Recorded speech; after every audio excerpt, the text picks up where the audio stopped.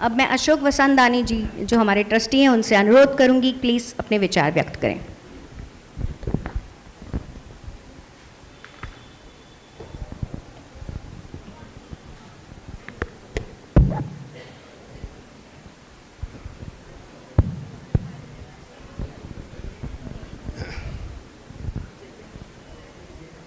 DISE पर बैठे हुए सब महानुभाव, हमारे सीनियर्स जिन्होंने पार्टीशन देखा और उसको सहा, देवियों और सज्जनों और हमारी बच्चियों,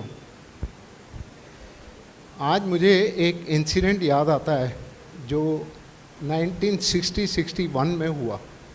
उस समय मेरी उम्र कुछ 5 या 6 साल की होगी।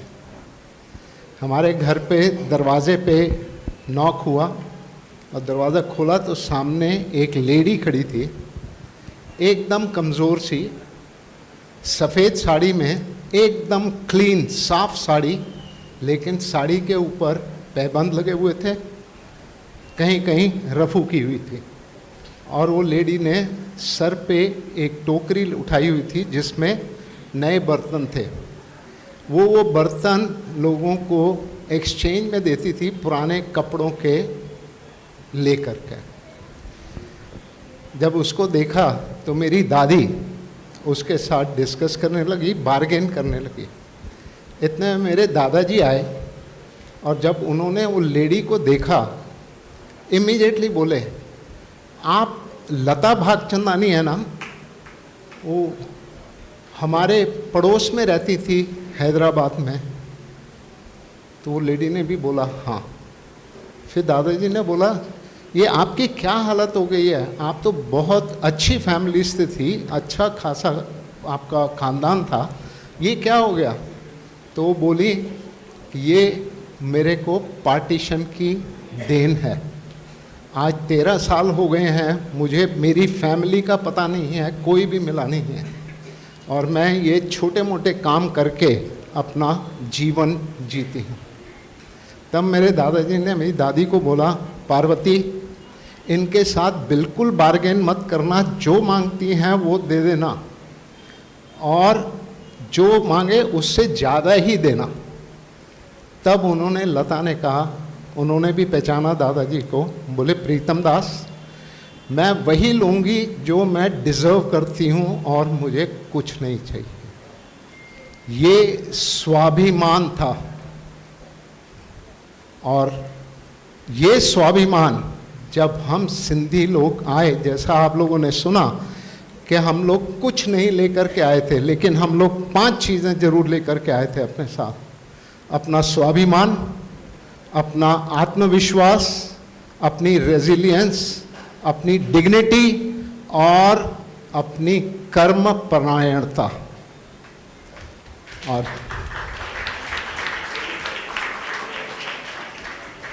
और ये हमारे, जब हम आए उस समय जो गवर्नमेंट और हमारे लीडर्स के साथ डिस्कशन हुआ, उसमें भी ये चीज़ सामने आई। क्योंकि जो हमने अपने बड़ों से सुना है कि उस समय जब हम आए तो गवर्नमेंट ने, उस समय की गवर्नमेंट ने हमें ऑफ़र किया था कि आपको डिस्प्लेस्ड सिटीज़न का हम लोग दर्जा देंगे, जिसमें आपको रिजर्वेशंस मिल सकती हैं। लेकिन हमारे लीडर्स ने बोला, हमें नहीं चाहिए, हम लोग पहले कंट्री में कंट्रीब्यूट करेंगे अपनी मेहनत से और बाद में हम लोग हमारे कर्म का फल लेंगे। ये स्वाभिमान था हमारे सीनियर्स का। और अगर आप देखेंगे तो कर्म किया, और आज की तारीख में हालांकि सिंधी कम्युनिटी बिल्कुल माइनॉरिटी कम्युनिटी है, सेकंड माइनॉरिटी है, फर्स्ट माइनॉरिटी पारसी हैं, सेकंड माइनॉरिटी सिंधी है, लेकिन कंट्रीब्यूशन कितनी बड़ी है। एजुकेशन ले लीजिए, सबसे best education institution Swami Vivekananda institution, जिसके इतने सारे कॉलेज हैं, Jai Hind college, KC college, Watumull engineering college, national college, ये हेमू कलानी कॉलेज, ये मेडिकल फील्ड ले लीजिए, best of the hospitals, Jaslok hospital, Raheja Hinduja hospital, Inlaks Budhrani hospital, Inlaks, everything best. Cinema ले लीजिए, शिवदासानी, बबीता, साधना, रणबीर कपूर और रमेश सिप्पी जिन्होंने शोले बनाई, जो आज तक की बेस्ट फिल्म गिनी जाती है। पॉलिटिक्स, श्री हर्षु अडवाणी जी, श्री एल के अडवाणी जी। लीगल फील्ड, श्री राम जेठमलानी जी। हर जगह कंट्रीब्यूशन एकदम टॉप लेवल पे, एकदम टॉप लेवल। लेकिन ये सब आसान नहीं था।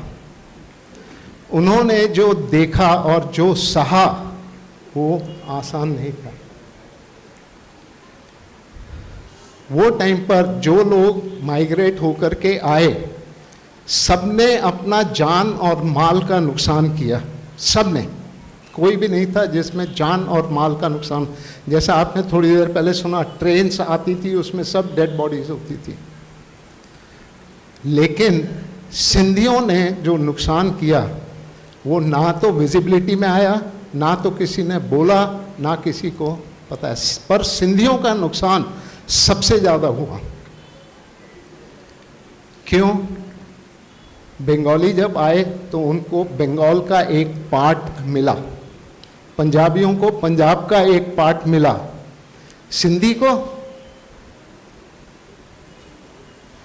वो आए और सब जगह बिखर गए, सब जगह, पूरी दुनिया में बिखर गए। कहीं भी आप दुनिया में किसी भी कोने में चले जाइए, आपको एक सिंधी फैमिली वहाँ पे सेटल्ड मिलेगी। लेकिन उसका हमको नुकसान क्या हुआ? हमें नुकसान ये हुआ क्योंकि local customs, local culture, local language सीखने के लिए जो मजबूरी थी, बिल्कुल सीखना पड़ा। अगर आपको एग्जाम्पल दूं तो हम लोग जिसको छाई बोलते थे वो नॉर्थ में तरबूज हो गया और महाराष्ट्र में कलिंगन हो गया, सीखना पड़ा।